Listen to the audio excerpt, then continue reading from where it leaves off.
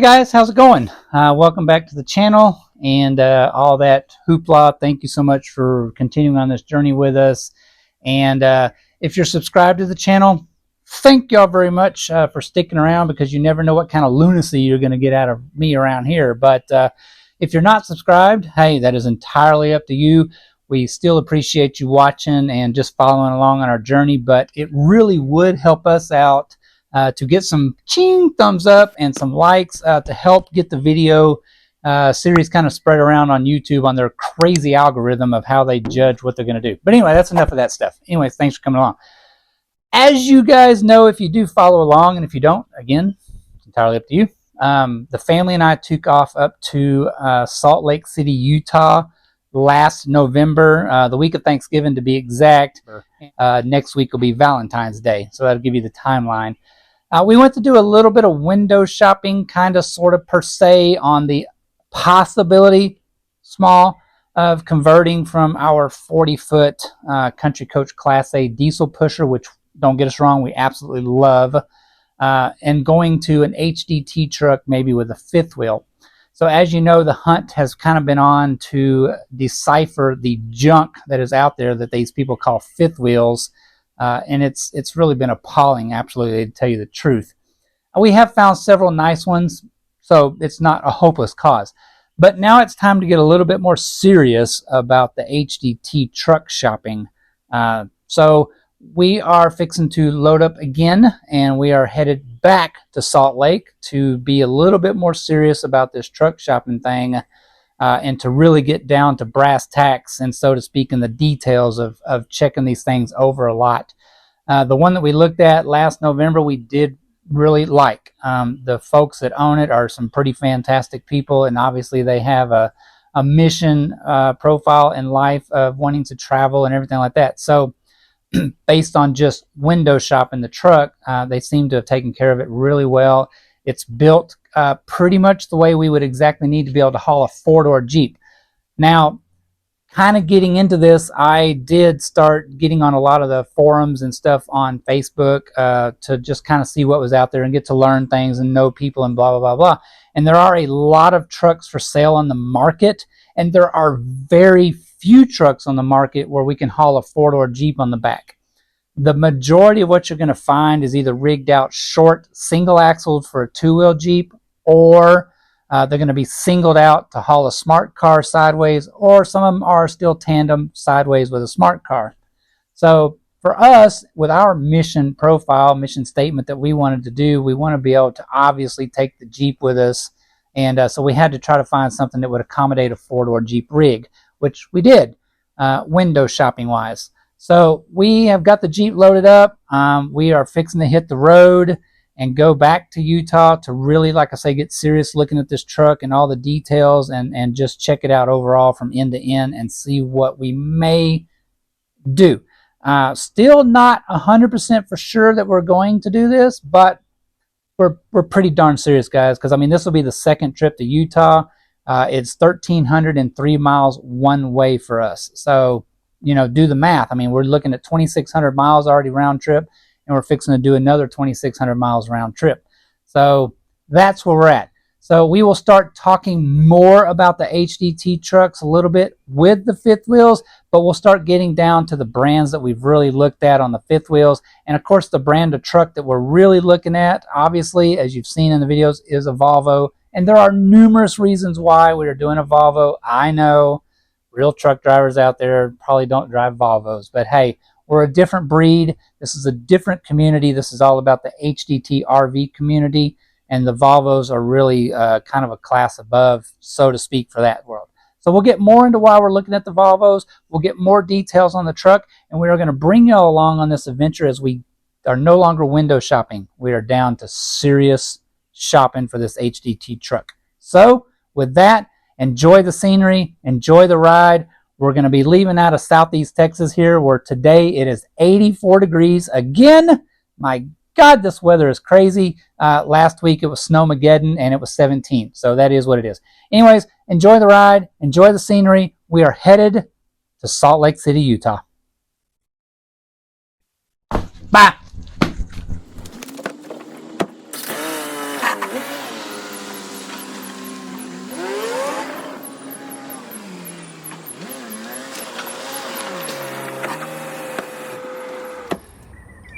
I kind of forgot Denise is not home yet. My bad.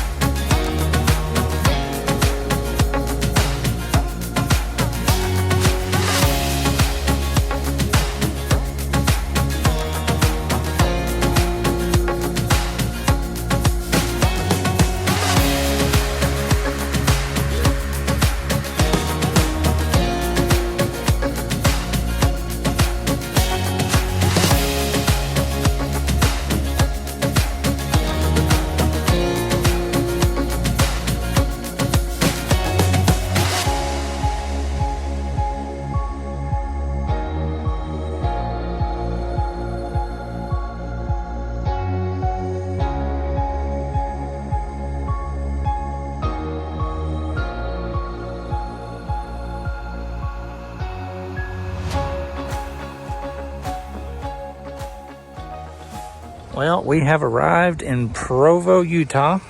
Beautiful snowy covered mountains. Actually down here at the end of the road is Provo Lake. And I don't know if you can see it or not, but there's an aeroplane coming in, as the Provo airport is literally those buildings right there. It would have been a lot easier and a lot less painful if we'd have just flew up here. We could have just walked across the yard and been right here, but anyways, the truck that we're going to look at is parked right inside of here. We're just waiting on the owner to come over and let us in. He only lives like 5 minutes from here. Super nice people. But anyway, the guy that owns these two facilities collects old signs and stuff. And there's actually a museum in here that is full of all kinds of stuff, antiques and all kinds of things like that. But anyways, it's a really cool place. So like I say, we're just waiting around for the owner to get here. The truck is actually sitting right back there. We've already been here once before. You guys know that already. But I just really like this place because, as you can see, all through the yard out there is just nothing but old, like, oil and gas station signs and all kinds of stuff like that. Anyway, pretty cool place. Check it out. Provo, Utah. We have arrived. There she be.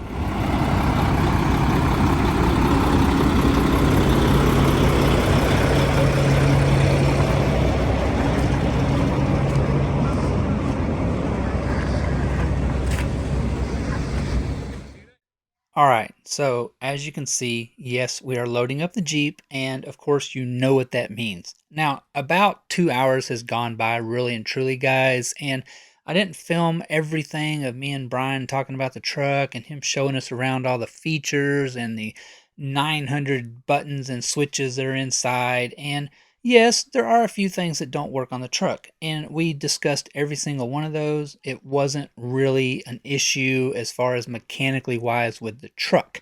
And as you can see, the truck is rigged out for a four-door Jeep.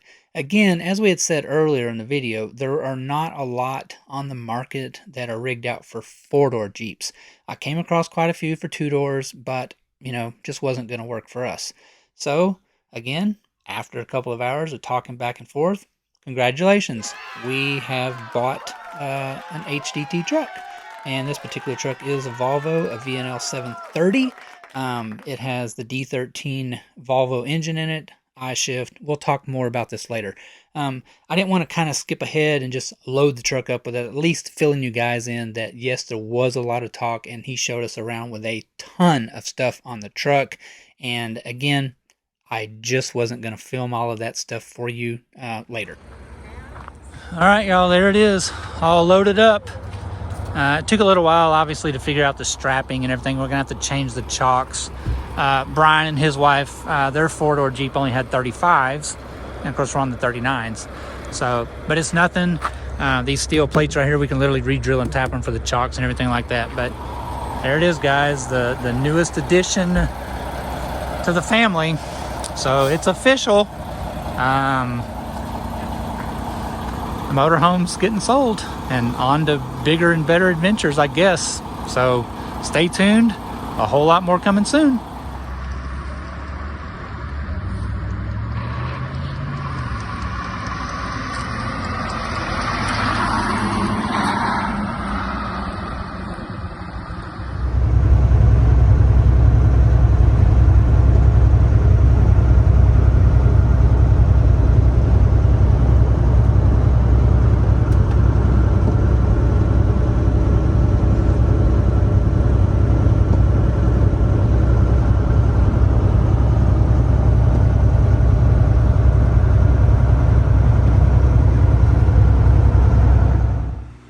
All right, so we're literally only a couple of hours down the road from Provo. I think maybe coming into probably somewhere around Beaver, Utah. Anyway, I don't know, just some roadside park. Anyways, just enough to pull off. We've gotten a little comfortable with driving the truck now. Wanted to stop and check everything out. And as you can see, I got Denise behind the wheel of this thing because I kept telling her that it was not bad to drive. And the years that we've owned the motorhome, I have never ever even gotten her to get behind the wheel of the motorhome. And as you can see in the shadow, she was actually kind of reluctant to hand the keys over. And I was like, hey, we're fixing to get into town, so I'll take over from here. Now, there is one thing that I've always wanted to do, so a little pit stop. Anybody want to take a guess where we're at?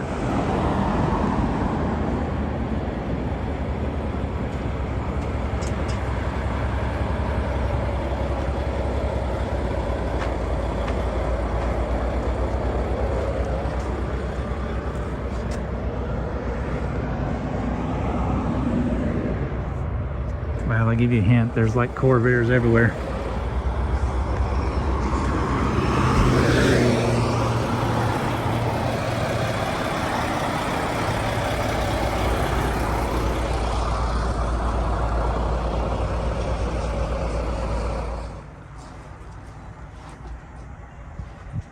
Like Corvairs everywhere. Yeah. They're all yellow. Imagine that. And all the boys have a... Oh, yeah. Yeah. Of course, if he ever has any grandchildren, they'll probably have one too. It runs in the family, I'm pretty sure. Yeah, it is. And there's the golden nugget over there. Oh, yeah. That's pretty cool. Yeah. Again, thank you very much. I mean, we do Yeah, appreciate you're this. I welcome. mean, I don't mean to stick a camera in your face, but you're probably kind of used to it. I mean, puppy dogs, come here. Come here. What you doing, huh? Hey, baby. What you doing?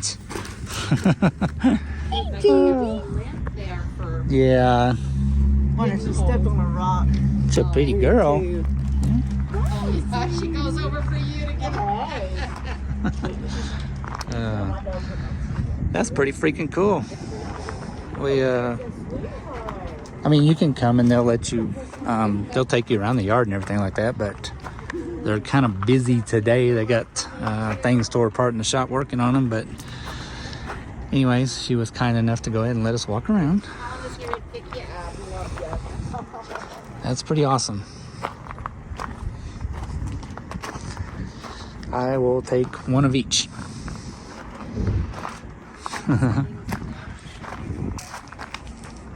That's awesome. That is so cool. It is cold. Yeah. So we are lucky enough to be hanging out with Jamie's mom, which is so freaking cool. Say hi to the world. Hi. We are very insignificant people on the YouTube world, trust me. But anyways, Jamie's mom happens to be our tour guide today, so that is super freaking cool. Anyways, we're gonna let her get back to work because she's like, y'all got to get out of here. So that was pretty awesome. We happened to catch Jamie's mom. Her name is Lori. She happened to be in the store today working. So yeah, we stopped off at Matt's Off-Road. Everybody can stop off. They welcome you guys to come here if anybody ever wants to come in. They're super nice, really and truly. Their little store, they got merchandise and stuff like that. But as you can see, a bunch of crap loaded up behind us. Sorry, traffic going by. So Matt was here just a minute ago. Their motorhome was parked right here, Matt and Jamie's motorhome. They had their rigs behind it, but anyway, he had to go. They hopped in and hauled butt. But anyway, that was pretty cool. So we got to say that we have been to Matt's Off-Road. There it is, all the glory in it and everything like that. So anyway, we're gonna get back on the road and make our way back down to Vegas. So yes, I did say make our way to Vegas. Denise and I drove to Salt Lake, picked up the HDT, got the Jeep loaded up, and then we headed south back to Vegas to spend 3 days before we headed back to Houston. Now, as you know, if you've ever been to Vegas, most of the casino hotels are valet parking only. So I laughed my butt off when I rolled up in there. I tossed the keys to the valet and I said, hey, it's your policy. Good luck. Anyways, Denise and I enjoyed our time in Vegas before we hit the road and made our way back to Houston. Well, we are just outside of Flagstaff, and it is snowing like crazy on us. Anyway, I had to pull over here. We just wanted to check all the straps and stuff on the truck. We hadn't stopped since we left Vegas this morning, but holy cow, is it coming down. Talking about some weather changes and stuff. Anyway, I don't know if you can see it on camera about how much it's coming down, but it's certainly coming down. We passed two 18-wheelers just right back on 40 that were upside down. That's not a good sign, but anyway, truck's doing great. Yeah, we're doing good. We're averaging about 9.5 miles to the gallon so far in the mountains, but anyways, welcome to Flagstaff, Arizona.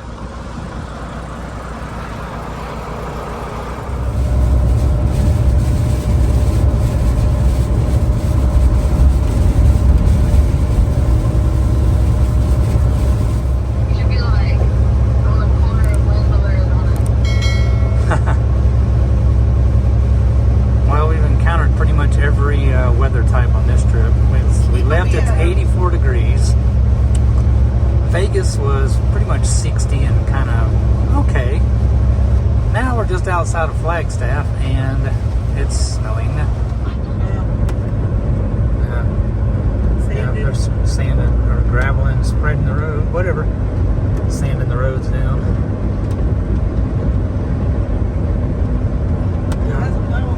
Yeah. It's supposed to get pretty bad. We'll be gone by the time it gets really bad.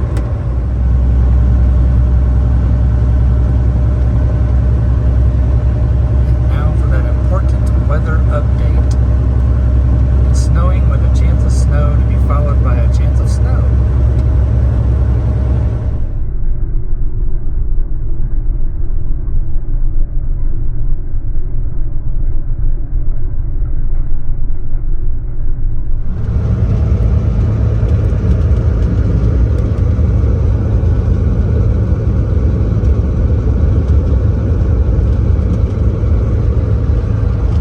Well, we made it home, and that nasty weather that we had followed us all the way. It's supposed to start raining here. But anyways, truck did really good.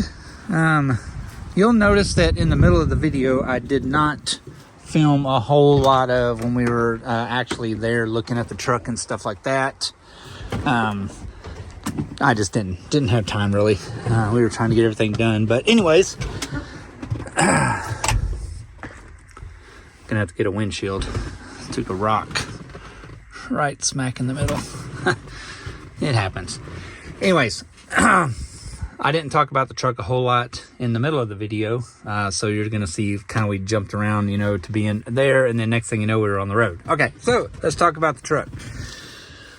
Volvo VNL 730 with the D13 engine. It's got the I-Shift 12-speed automatic in it, and Lots of room in here. So let's talk about a few things with the truck. Radio doesn't work. Air conditioning doesn't work, which being up in the north, I don't know if you ever really would have noticed that anyways, but once we got south of like Wichita Falls, Texas, headed home, it got hot. So anyway, air conditioning doesn't work. It has rear air and heat also. Can't make any of that work. What else? It has a bunch of air leaks underneath it, which is fine. It doesn't affect the truck at all when it's running or you're driving, but if you shut it off and you let it sit, it airs down pretty darn quick. So we got a bunch of air leaks to fix. None of the electrical plugs work. There's electrical plugs back in here in these cabinets, some down there. I can't figure out how to make any of those work. There is a switch underneath the seat in there that says truck power, but it doesn't do anything. There's an inverter under there. That works great. So we did use the inverter to power the fridge. We watched chargers and stuff like that while we were sitting. Now, Brian did mention to me that he's like, hey, if you let the truck sit more than a few days at a time, the batteries, it has a draw on the batteries. So every time we would stop at night, we just kill the batteries. It's not a big deal really at all. But I did happenstance upon what I think it might be. So we're here at home, obviously, and I powered the truck off last night. And when I got in here, this is a direct link trailer brake controller. This is still powered up. So I'm wondering if it has something to do with the direct link. Maybe, I don't know. Anyways, overall driving experience of the truck, it did really well. From there to here, mountains, some flat land, whatever. Overall, last night when we got in and parked the truck, we were at 9.5 miles to the gallon. Running between 70 and 75 miles an hour. I don't think it's bad, to tell you the truth, at all. We were very happy with it. At one time, we were getting 10 miles to the gallon out of it. So it's just going to kind of depend on where we're at in the country, really, truly. As far as driving the truck, it drives really well.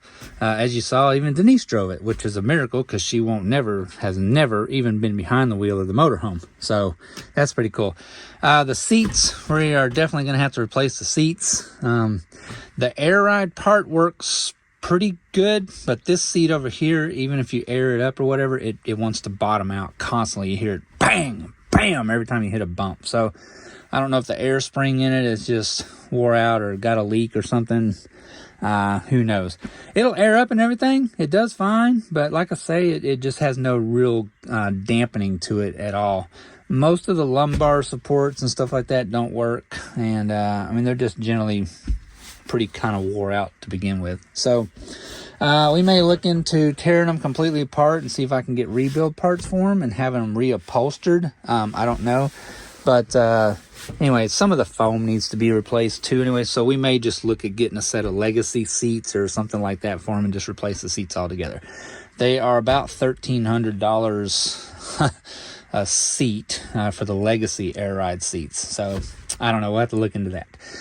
The truck has a ton of power ports, USB power ports everywhere, all over the truck. So that is really good.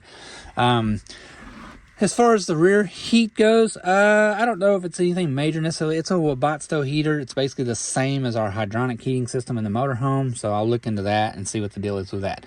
Brian did say, he's like, hey, the radio doesn't work at all. Okay, that ain't really a big deal either. I think, though, the deal is there's a subwoofer somewhere in here, maybe, or whatever. That works, actually, because if you crank up the radio, you got a lot of boom and bass in here. You just don't have any output out of the rest of the speakers, which there are a ton of them. There's 1, 2, 3, 4, 5, 6, 7, 8 speakers in this truck. I think that there's an amplifier somewhere because none of these speakers work, but the sub does work. So I think that there's an amplifier for the radio somewhere in this truck that either is bad or it may have a blown fuse on it or something like that. I don't know. We're going to dig into that. But if not, don't care. I've got an Alpine head unit in the garage. I've got 4 sets of subs. I've got 2 DS18 shallow mounts. Anyway, I got about 5,000 to 6,000 watts worth of amps laying around in the garage that we have never used for nothing. So we can put a rocking system in here. That's not a big deal. Got a pretty cool hanging closet right here, which there's a lot of ideas flowing around in my mind right now about utilizing that space for something. Maybe, I don't know. Or we have 2 slide out drawers over here. I can't get this one open. The handle moves, but it won't release the latch right here. So I'm gonna have to dig around with that. I may have to pull this one out and get that bottom one out so I can fix the latch. Anyways, TV goes right here, but I think we're gonna end up mounting a TV right here. Just a small one, you know, like a, I don't know, 48, 50. No, I'm just kidding. Anyway, just a really small one. Or we have this track mount right here. There's a curtain that separates the cab from the back. We will probably never use that at all. There is a full curtain that goes across the front windshields. So I'm thinking about either maybe that or integrating into this track, because it is solid mounted and we can just do a flip down TV. So somewhere up here, I think we're going to put a TV. And then I'm going to build an amp rack. This is really, really deep. There's a lot of storage up in here. This is where we're going to line this with all the amplifiers and make them backlit with some LED lighting or something, make it look really cool. And then there's a lot of room in here. We may utilize this space maybe for the DS18 shallow mounts, maybe. I don't know, we'll see. Or that, or we'll just put them in the doors. Who knows? Anyways, again, the things that don't work: air conditioning doesn't work, radio doesn't work, plugs don't work, rear heat don't work, rear AC doesn't work. But let's talk about the other things. The truck is rigged out really nice. The Jeep fits on there absolutely perfect. Let's hop out on the opposite side here.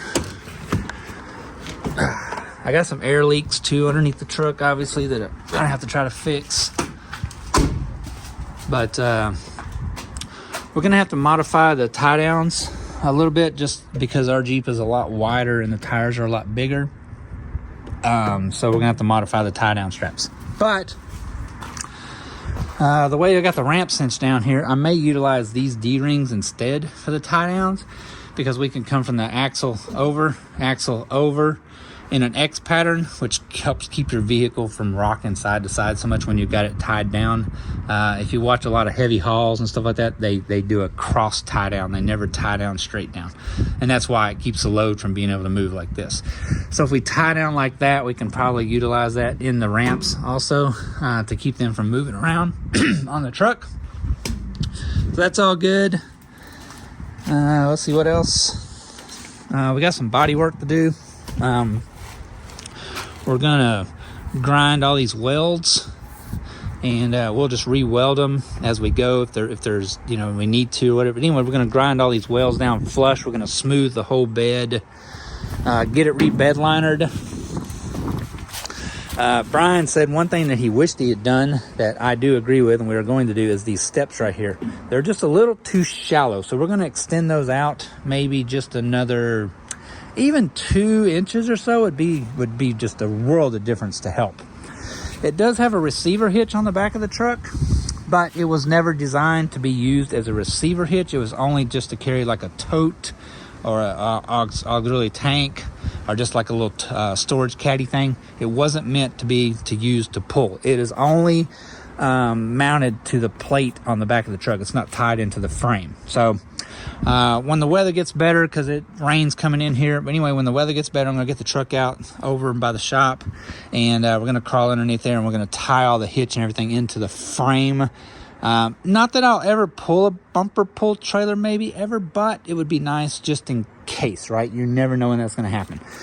And then see here, we're going to have to do something different with our tie downs, because we got too many sharp angles that our straps went over right here.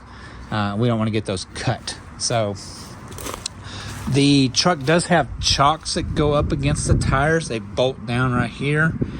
This is solid plate, so what I'm going to do with these is we're actually going to run a bolt down inside of all these holes, and we're going to cut it off flush, and then we're going to weld all that up solid. Just re-weld it all up solid, grind it back down, and then we'll set the chalk in place, and we'll re-drill and tap the holes so that the chalks will fit like they're supposed to with our 39s, and our 40s are roughly the same, so it'll be close enough. The chalks are slotted a little bit, so if we get the hole set back here, we do have a little bit of wiggle room for that. As far as the way we got it tied down, it worked fine. I cable locked the ramps actually into the strapping off the back of the axles. That way they, if somebody wants to steal something, they're going to steal it no matter what you try to do, but usually at least slow them down. Brian also did say that the steps are really nice, but they're blind. When you're coming off the truck, you really can't see where the actual step is.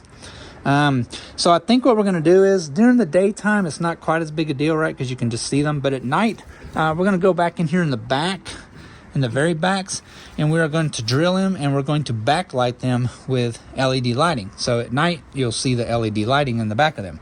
And again, we got some weld work right here. We're going to grind all this down.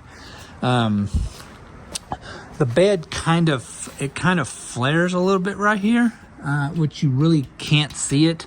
But once we get all this ground and smoothed out and everything like that, there is a bit of a lip right here. So I'm not exactly sure how we'll handle that. We may just leave it as a lip with no grind mark, and then once we get it redone, I don't think you'll really see it anyways. I would like to do something right here.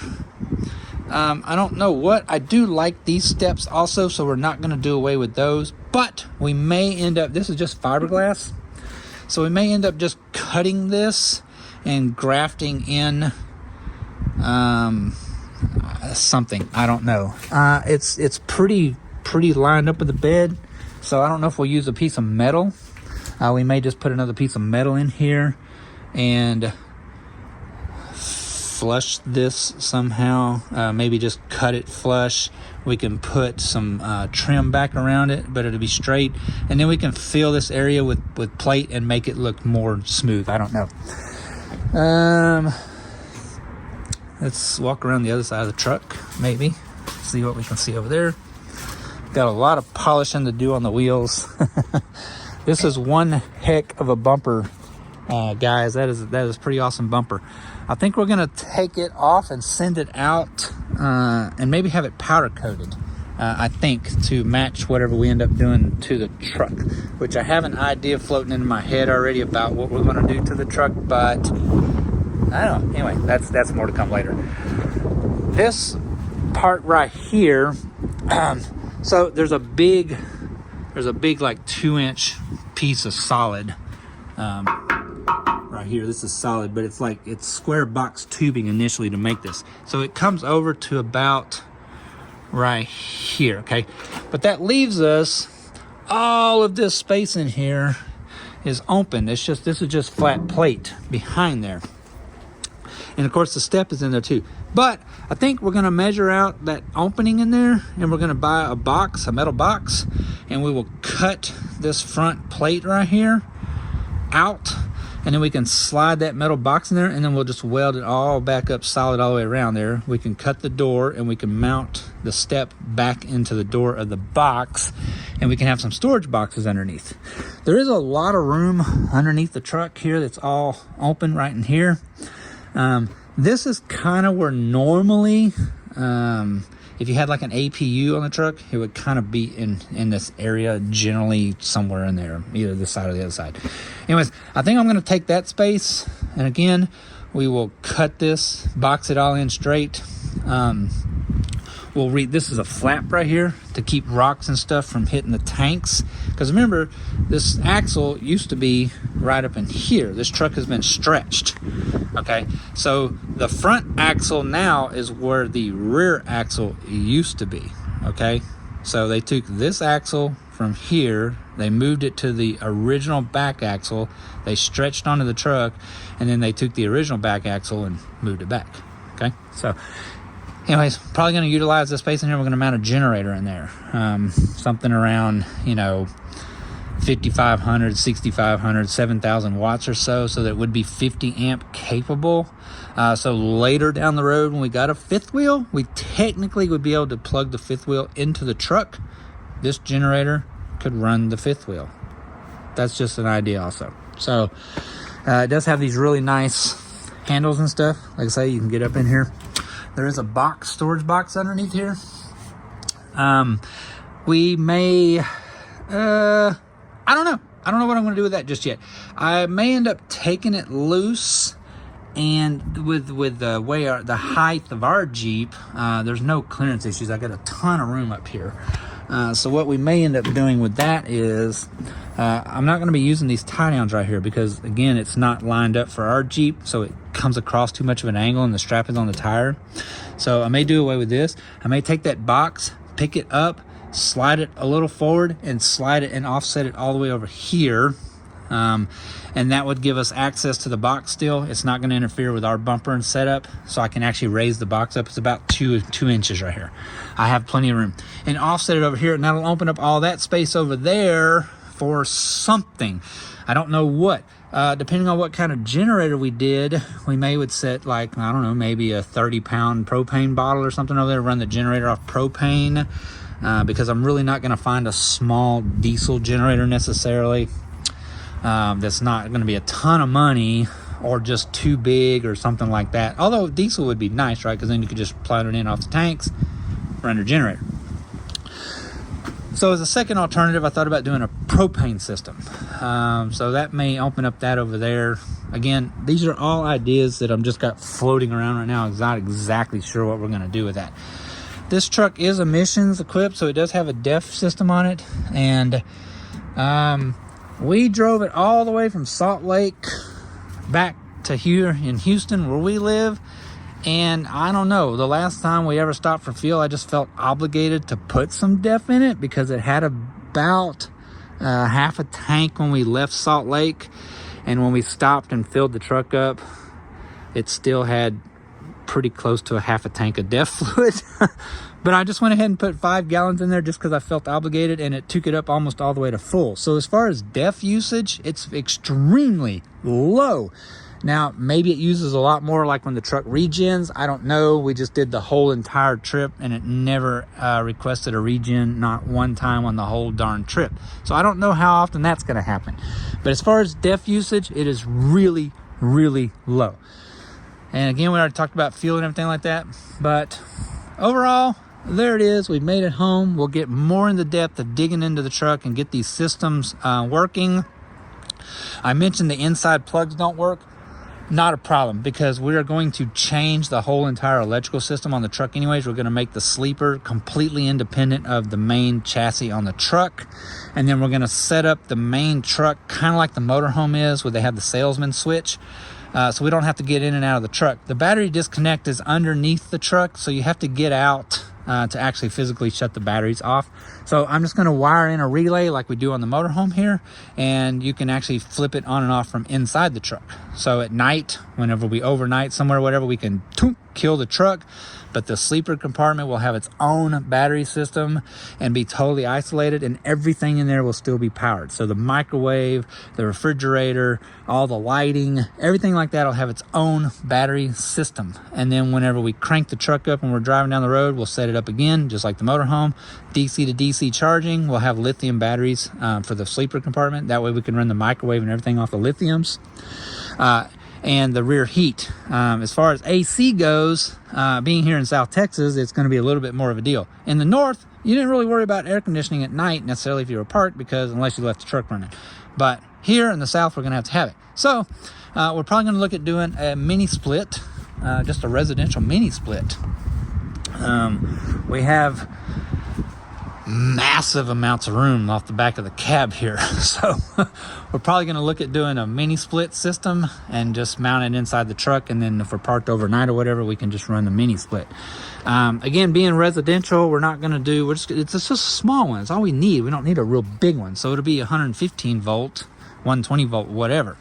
So I'll look at power consumptions on those, and I'll calculate out what we could run them off the lithiums, because it would be kind of low draw, because it can only be like a maximum of I think 13,000 maybe BTU, whatever. I don't know. Anyway, we'll look into that. Maybe we can, maybe we can't, but we'll have a generator anyway, so it doesn't matter. So anyway, to sum all of that up, we're going to rig it up like a motorhome is. So you'll have a generator that'll run the truck, You can have an automatic transfer switch. So when you fire the generator up, it'll switch over to generator power off of the batteries, and then it will start charging the batteries. Or if you shut the generator down, boom, the transfer switch will take it back over, and instead of charging, it'll start inverting to power everything in the truck. That's super, super easy systems to do. The CV, not a lot of people use them anymore, but we did hear some chitter chatter all the way, you know, truckers talking back and forth stuff. It'd be nice to listen to them. The radio, the CB is not the best that there is in there. Anyways, we're probably going to look at putting just one of the classic, you know, Cobra systems in there. They're like $139. And it does have a really awesome antenna on there. That is actually a really nice antenna. But just for the coolness a little bit, we'll probably go to a dual mount system. I've got 2 white fire sticks actually left over from way back. Anyway, they're a pretty awesome antenna. So that's the overall view of the truck. We're home here in Texas. We're going to dig into it. We'll start doing some more in-depth. We'll talk about what we find. The first thing we're going to have to jump on is the air leaks are not necessarily a high priority, but I will get them fixed. But the air conditioning will probably be the very first thing we jump on. So I'm being paged. Time to go. Anyways, we're headed to Houston to the RV show now. So stay tuned. We will be back very soon.